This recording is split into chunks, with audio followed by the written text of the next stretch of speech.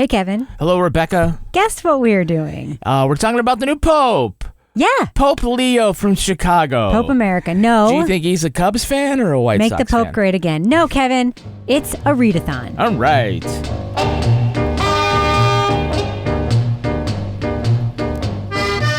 All right, so Kevin, today was a big day in court, and the action isn't over, so we're going to have a brief conversation about it, and then we'll unpack it in more length tomorrow or over the weekend.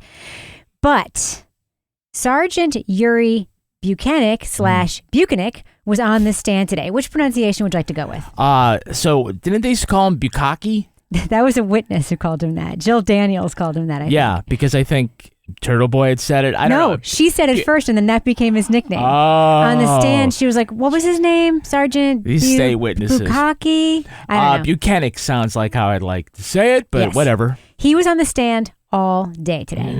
Okay. He had a long direct examination from Brennan this morning up until just after lunchtime. And then the rest of the day, from about 2:30ish to 4 o'clock, so that's only like an hour and a half, but it felt like longer, was cross-examination by Alan Jackson, and that shit ain't over. So let me just tell you something broadly right now. Sure.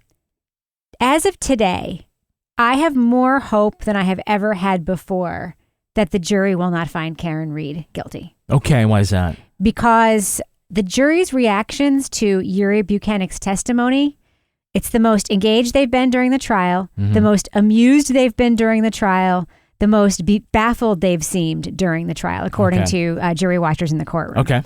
So there's this pattern that's been happening with Commonwealth witnesses that I don't know why they haven't been advised to not do this. I think with the exception of Jen McCabe, if you can believe it, their affect and presentation is completely different when being direct examined versus cross-examined. Like, completely different. Are they like overly cautious? They're more obfuscating. And I hate to use that word because I don't think Bukhenik would know what it means, but would never joke about anyone not knowing what words mean, except he is the boss of this entire police people That situation. actually came up a couple. I don't know what that word means. Yeah, I know. Okay, I so almost that's felt bad. It was actually sort of charming. all right. So some background on Yuri. Yuri Bukhenik has worked as a murder detective for 10 years, which comes into play later because he would not confirm that's a lot of years. Right. All right. Right. Just being obstinate is not a good look. And do it over and over again. So much worse than that. Yeah. So in his direct examination, he revealed some stuff about himself. He's a former Marine who was assigned to the helicopter unit in charge of guarding presidential transportation. So he's probably in one of those helicopters. Marine 1, maybe 2. Marine 1, or maybe in one of the side helicopters. We don't know. But I feel very confident knowing that this is our presidential protection after today because he's so straightforward. He's so straightforward. So forthcoming. That's right. So there are some things that came out today that some of them we knew and some of them have thrown things into question during his direct examination. One is that we know that police officer Goody, I believe he's a Canton police officer, left 34 Fairview at 7:50, and the story was from Carrie Roberts that she gave the phone, John O'Keefe's phone, to him. But that probably isn't true because there's still steps being recorded on John O'Keefe's phone at 8:30. All right. Proctor and Bukhenik went to Jen McCabe's house before going to Canton Police Department. So the question is, did Jen McCabe give them John's phone? Did she give them John's phone? Okay. Very interesting question, because if she gave them John's phone, it means she had John's phone up until at least they went to her house, which was way later in the day. All right. All right. And Goody, by the way, has never testified to having the phone at all. So that's a whole separate thing. So his observations, Yuri Bukhenik says, at the hospital changed his theory of the case. He initially thought John may have been hit in the face with a broken cocktail glass. That's what he told the medical examiner when he first called her. Okay. And then when he went to the hospital, he was so focused on the fact that one of John O'Keefe's shoes was missing that he completely changed his mind and said he must have been hit by a car because he was hit out of his shoes. Except, it looks like he went 10 rounds with a cocktail glass. Did you know that John O'Keefe also had a cut above one of his eyes? I did not know that. No. Yeah, he has, I believe, 2 black eyes. And I believe there's a cut above, I can't remember if it's right or left, but he does have a cut right above one of his eyes. Bukhenik testified today that when he went to talk to Karen Reed at her parents' house, she told him, now the judge interrupted at this point and said to the jury, you can't assume this is true. Okay. You have to judge for yourself because it is technically hearsay. Right. But that's what she explained. And it was kind of a long instruction she gave him. The cop may relay things a suspect or witness says to them, but you have to decide the veracity of that statement. All right. He said that Karen told him that John had cut his head a couple of days before. Okay. We've never heard this before. All right. Interesting. It's important, actually. Yeah. Because Karen Reed has given all these candid interviews. Has she ever once said that John had cut his head a couple days before? I hadn't heard that. She had never said it. And it's never come up Would before. they be able to tell whether it was a fresh cut or a couple days before? You'd think. And wouldn't a cut to the head, wouldn't that just sort of like bolster the state's theory that he was struck in the face with a car? Or cocktail glass. I mean, if it could do all that shit to your arm, like wouldn't it do something to your face? Right. Okay. Right. Now, I want to show Or a you cocktail something glass, on my phone, and I will upload this and link to it from our show post. This is a picture of what Karen Reed's taillight looked like in the Canton Police Department. Okay, yeah. This is a picture of Karen Reed's taillight when she was driving away from John O'Keefe's house at like 5-something in the morning. Okay. Does this look the same to you? It doesn't, in part because it looks the light is on. So so in the second photo it's red. With a little bit of white showing. With a little bit of white showing. The angle is slightly different.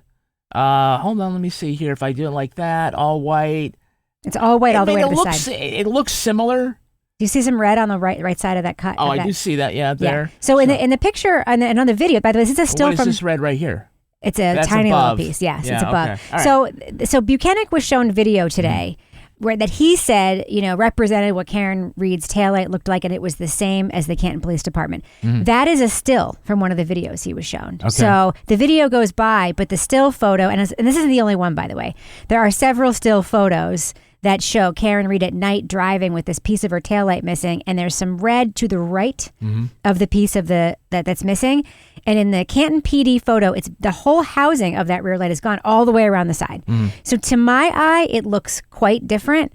There is some video, we didn't talk about it, you and I, where that we talked about yesterday, where they drove for a wellness check at 1 Fairview later that day. A local cop did. And he pulls up behind Karen's car. And yeah, you can see there's damage to her right taillight. And that would be very damning if they didn't keep insisting it was exactly the same as the damage at the CPD. What I don't understand is why, Melanie pointed this out today in the notes, and I think I've been thinking about this.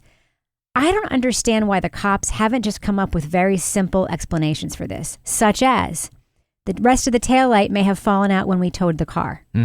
But they're all insisting it's the same. When to the naked eye, to a lot of people, to me included, it doesn't look the same. All right? So that was one big thing that came up today. He was shown all the waterfall video.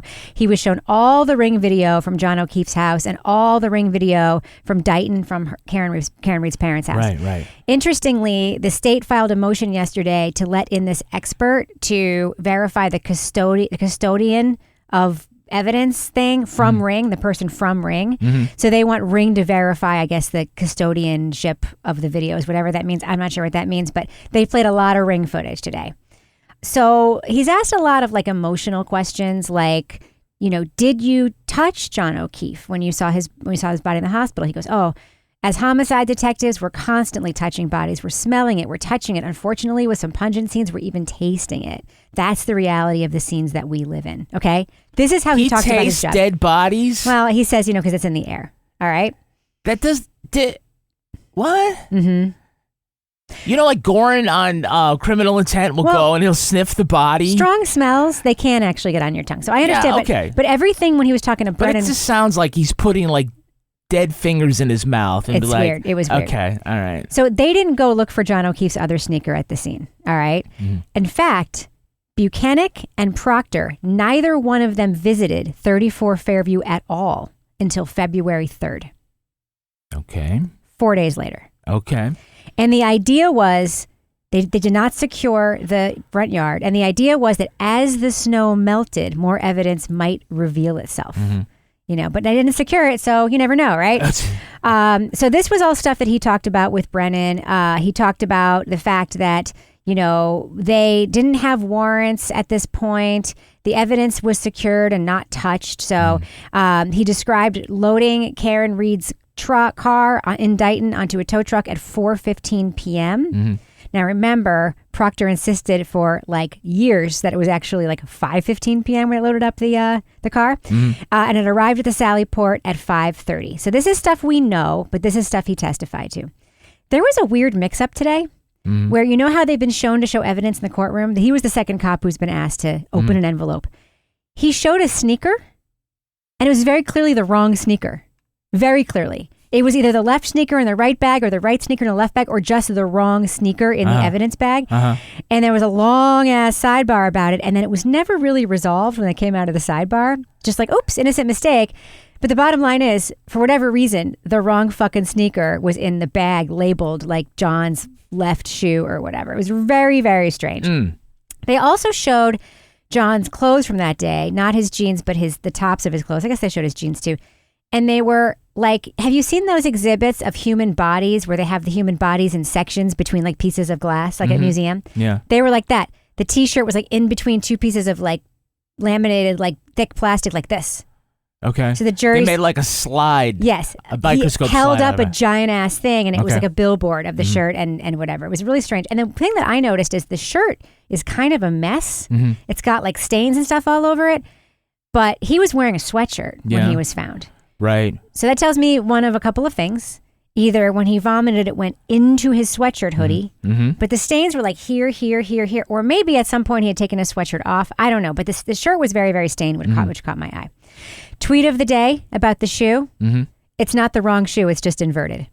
Oh, but bump. Okay. Good tweet, right? Good tweet, yeah. So showing him all the... Was Bukhenik on the stand the first trial? Was he the one that had the inverted video Yes, he's testimony? responsible for the inverted video. All right. He was the one who says, it looks just like when you look in a mirror, you're looking at your face backward, after they had testified all morning that was a true representation of the scene. So this was the nature of it. He was shown a lot of video. He confirmed a lot of things. He was very, very confident. Then cross-examination began. And it was like, I can't express to you enough how much of a different person he became when being questioned by Alan Jackson. And it was so weird because the things he was being difficult about, stubborn about, made absolutely no sense. Yeah. Absolutely no sense. So let me give you an example. He would say, Michael Proctor was the lead investigator on this case. No, yeah? No. He was the case officer on the case. Well, what does that mean? Isn't he like the head of the team for this case? No, we don't have heads of our teams. Says the guy from the military. Okay? We don't have heads of our teams, whatever. So then he brings up this giant binder and is asking him just to tab through it. And he's like, okay, go to tab 1. What is that? I don't know what it is. You don't know what this is? It is a search warrant application, an affidavit, and a search warrant. He goes, well, I can't verify that's what it is because unless I see the watermark and seal from the court, I can't say that that's what this is. Oh, my God. Okay. He did that over and over again. At one point, Alan Jackson was like, do you think this could be fraudulent? I mean, literally, it was that bad. Yeah. So not conceding simple things. Right. Not conceding simple things and doing everything he could to make it seem like Michael Proctor had a small role as part of a team in the investigation. Yeah, absolutely. That's by design. But then, of course, when they went through the binder and it was search warrant after search warrant after report, they all were written by Michael Proctor, except for one that was written by Guarino that was about Michael Proctor being in charge of the case. So he would not say it was an authentic search warrant. He would not say that the stuff that anything Proctor made was identifiable. He won't say that being a cop for 10 years, a murder cop for 10 years, makes him experienced. He wouldn't say, I don't know what many years means to you. The jurors look amused at this point, says Sue O'Connell. At one point, Alan Jackson used the word all the time. And it was in the context of, don't witnesses lie all the time? And Bukhenik said, no, they don't lie all the time. And he's like, what do you mean? And he said, well, to say they lie all the time literally means they're not just lying in their interview, but they're lying all the time. But then later, when he was talking about interviewing Jen McCabe, Matt McCabe, Brian Albert, he said, corroborating witnesses are always helpful. Okay.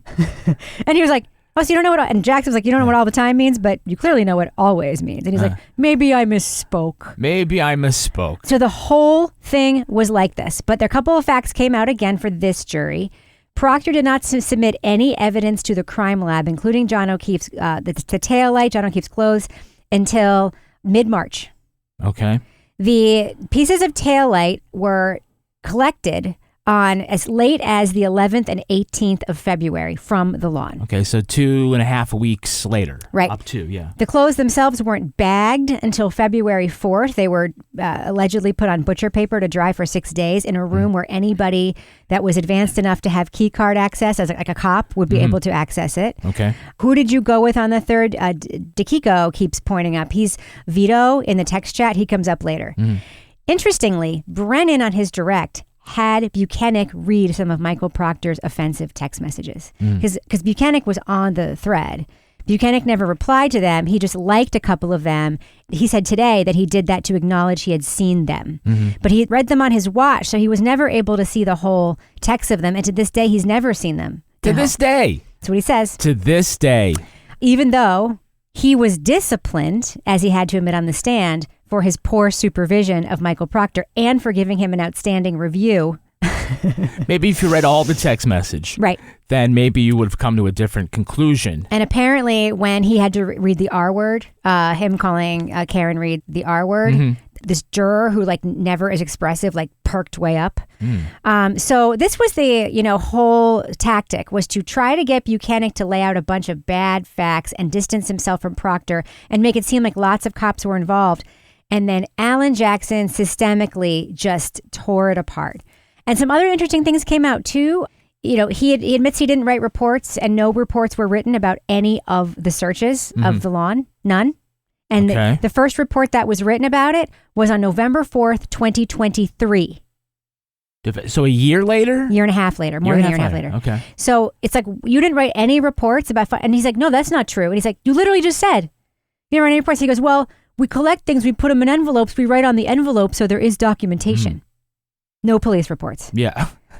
And the testimony ended today. By the way, there's lots more. We will get into this at the end of his cross. The testimony ended today with Higgins and Berkowitz entering the chat. Higgins and Berkowitz, as it turns out, they were friends. They were good friends.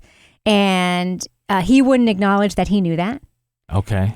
And then Alan Jackson started talking about February 4th, Berkowitz driving by the 34 Fairview, and that he was never asked by a Bukhenik or anyone why he was driving 34 Fairview, how at his advanced age he was able to see a piece of taillight in the snow, and why he was collecting evidence when there is a conflict. However, Bukhenik would never describe this as a conflict of interest, why the Canton police aren't involved. You know how he described it? How? They recused themselves from conducting any interviews because they didn't want the perception of a conflict of interest. Oh, okay. So he turned this conflict of interest thing almost into a positive. Like there was no conflict. We were going the extra mile. Yes. Yeah. So this is all the stuff that happened today. So, how does this play with the judge as far as, because I really want to know how this plays with the jury, but did Judge Bev get involved in trying to get this on track? Yes. At one point, Jackson asked her for an instruction, and she turned to him and said, "You need to answer his questions." And in open court. I mean, do they think this plays well with jurors to sort of be difficult? I mean, it's one thing if it's obvious that you're lying or you're being argumentative, but just to be difficult for the sake of being difficult? I mean, most adults are able to identify that, right? Right. Can I just say something else that he did that was really interesting? So one of the questions he was asked was this investigation conducted with honor and integrity, right? And he wouldn't get off of this. Jackson said, did Michael Proctor conduct this investigation with honor and integrity? He was asked this question several times. He would turn to the jury and say, this investigation was conducted with honor and integrity. And Jackson was like, you're not answering my question. Mm-hmm. This is like another example of him not answering the question. And finally, it's like Bev did have to intervene eventually. But like in it, let me give you an example of an exchange that happened between the two of them. You know how many times Alan Jackson has been admonished for his remarks? Like making a remark after a witness answers a question? More than once. Yeah, but he did it a couple of times today. He was admonished once for it and then never again because Bukhenik and he were like, Bukhenik was like deserved it and was doing it back. So at one point, witness, at one point, like on the 18th tab, it's very clear Bukhenik is going to say again, I can't vouch to the authenticity of this search warrant and affidavit because there's no.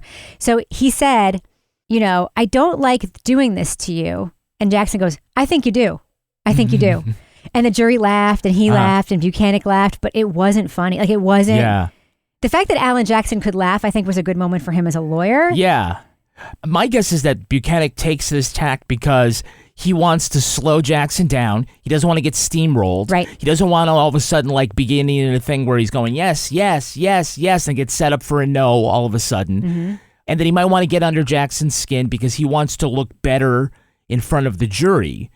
But again, just to like, not to even choose your moments, but just for every little thing to be difficult. Yes. Like, that is not the kind of person that I want to go have a beer with, right? It's not the kind of person I want being in charge of my safety as an officer of the law. Yeah.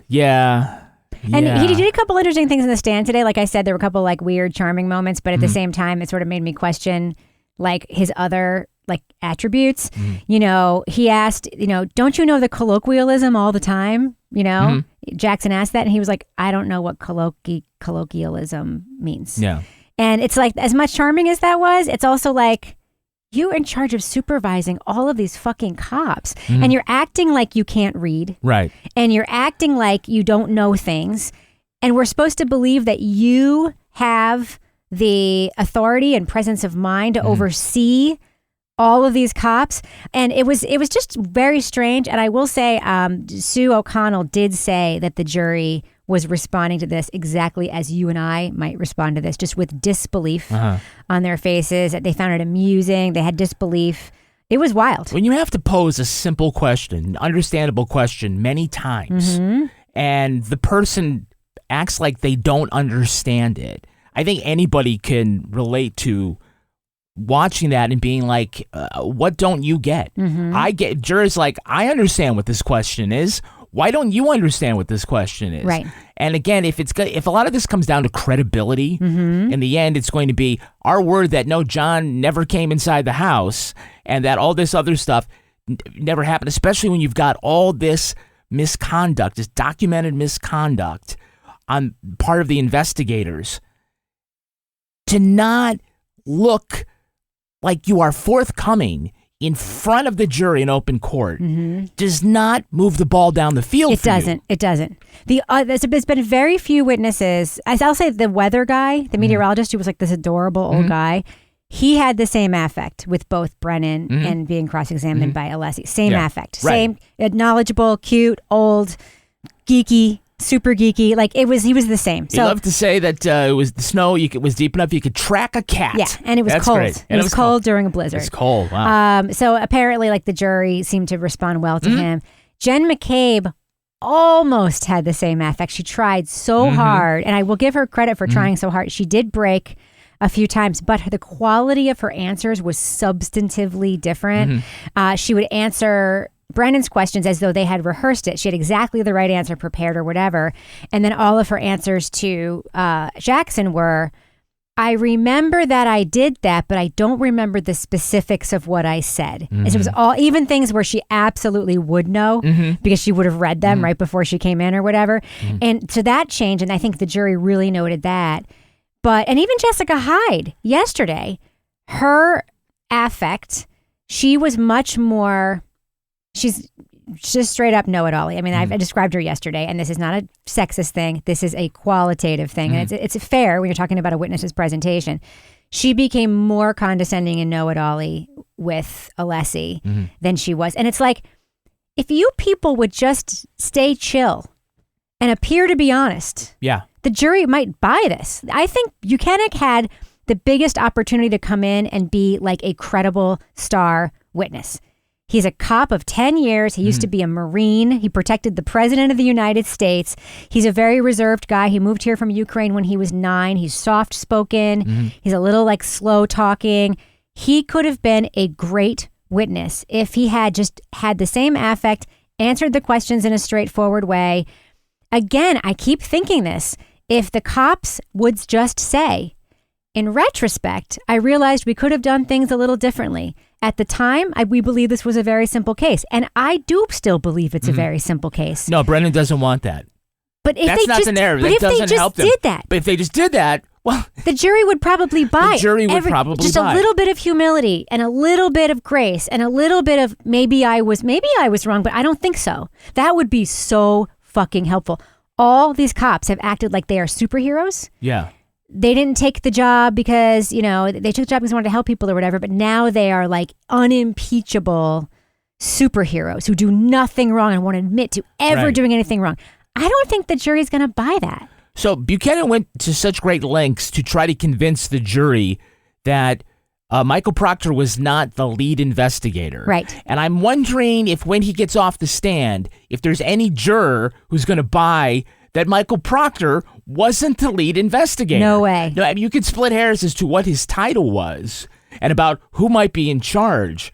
But I mean, it's clear and convincing, if nothing else, this guy was running the investigation. He was. Because somebody had to be. And at one point, in the investigation, like Yuri Bukhenik is responsible for going and getting video from a place and bringing it to Proctor. Sure. He's like, so you're his superior, yet he asked you to do something. Like he clearly was in charge of the investigation. Yeah, exactly. So that was sort of the substance of today. When both the prosecution and the defense are trying to address the issue about whether or not there was police misconduct, or even if they just case, put their finger on the scales a little bit. They just put their finger on the scales a little bit. To act in a way that is just on its face just seems evasive. Reinforces. And non-transparent. Like, why would you do that? Why would you just take the simple questions and just not... You're just going to be on the stand for an extra day. It's a choice. It's a choice. Can I just say one thing that I also occurred to me today? These cops are testifying like it's 1982. Back in the day, when a cop would say something and it's like Officer Friendly is saying this, it must be true. If he's a cop, he can't be a liar. Unimpeachable. A lot of juries still buy that cops don't lie and all that stuff, but they are testifying as if everything they say, even if it is fucking absurd, has to be true. And the fact that you don't believe me is insulting to my honor, even though I just refused to say that this report, which is signed by Michael Proctor and has his name on it, was actually written by Michael Proctor. Wild. Yeah. Wild. Yeah. So we'll get more into Bukhenik on the next Readathon. Jackson is still clearly building a story with his cross-examination, and there's a lot more to get to with regard to this guy that I hope we get to. And especially regarding all these things were put into play by Brennan that Jackson wouldn't necessarily have been able to put into play. Now there's going to be all this stuff that he can build. So I'm hoping, and I think that everyone who's watching this is hoping, that he continues in the momentum he had today, because he kind of fell apart the other day when he was cross-examining someone in the afternoon. The afternoon is tough. I think that Hank on purpose goes to lunchtime with his witnesses, because after lunch the jury is like fucking tired. But I hope that he can build the momentum, and they talk about it tonight, and they decide where they're going to start tomorrow, and that the story continues to build, because I think it's going to be an interesting day in court. All right. Thanks, Kevin, for joining me on this edition of the Readathon. You got it.